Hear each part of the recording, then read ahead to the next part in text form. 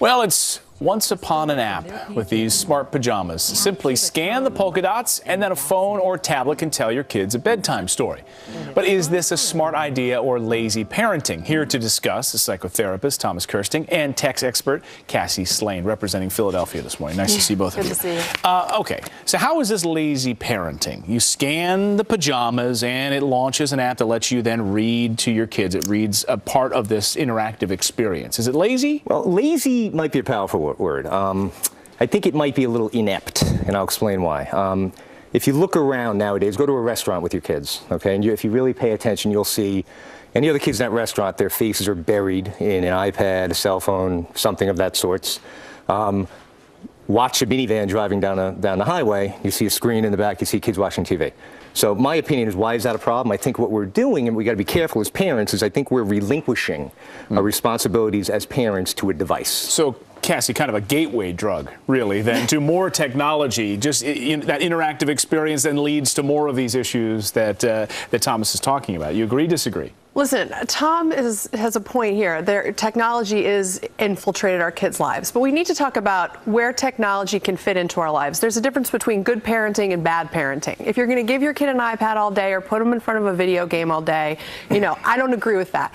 But I think there's something to be said for some of these really cool gadgets out there. They're teaching tools for kids. You can read to your kids. They can read. They can listen to the story.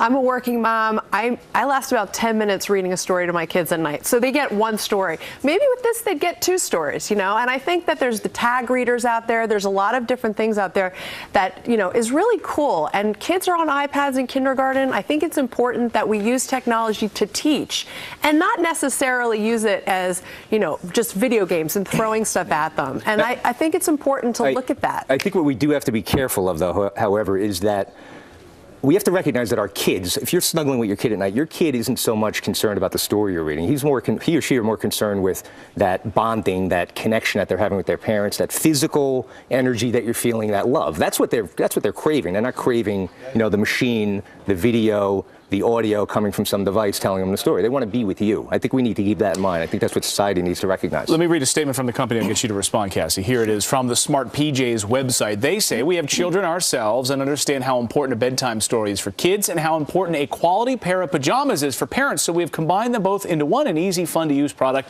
that every kid and parent will love. Now, truth be told, I actually have these pajamas. Testing them out. I've never launched the app. The pajamas look great. I've never launched the app to play with it.